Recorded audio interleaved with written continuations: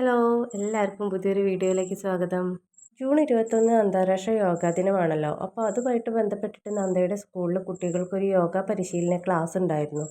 അപ്പോൾ അതിൽ ഇൻസ്ട്രക്ടറായിട്ട് പോകാനൊരു അവസരം കിട്ടിയിട്ടുണ്ടായിരുന്നു. കുട്ടികൾക്കൊപ്പം വെക്കേഷന് വേനൽപ്പച്ച ക്യാമ്പിൽ പങ്കെടുത്തിട്ടുണ്ടായിരുന്നല്ലോ.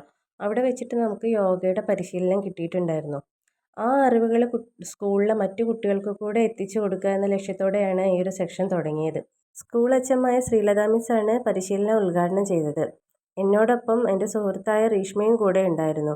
നമ്മുടെ മാനസികവും ശാരീരികവുമായിട്ടുള്ള ആരോഗ്യം മെച്ചപ്പെടുത്തുന്നതിന് വളരെയധികം സഹായിക്കുന്ന ഒന്നാണ് യോഗ.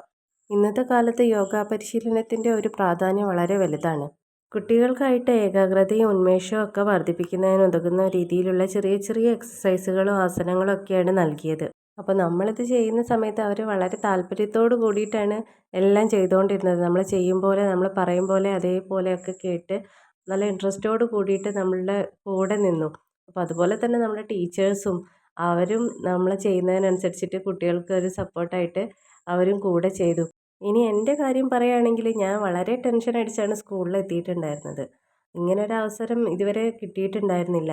നമുക്ക് യോഗ പരിശീലനം വളരെ കുറച്ച് ദിവസങ്ങളെ കിട്ടിയിട്ടുണ്ടായിരുന്നുള്ളൂ.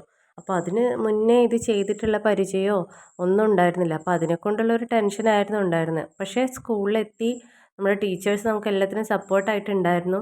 ഇതിൽ എന്നെക്കാളും ടെൻഷനും പേടിയൊക്കെ നന്ദയ്ക്കായിരുന്നു കേട്ടോ. അവളിങ്ങനെ ഇടയ്ക്കിടെ എന്നെ നോക്കുന്നുണ്ടായിരുന്നു.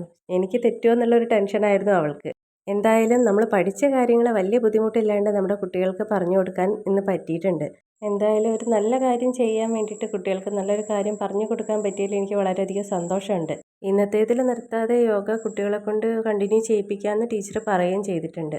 നമ്മുടെ വീഡിയോ കാണുന്ന എല്ലാവർക്കും യോഗാദിന ആശംസകൾ നേർന്നുകൊണ്ട് നിർത്തുകയാണ്.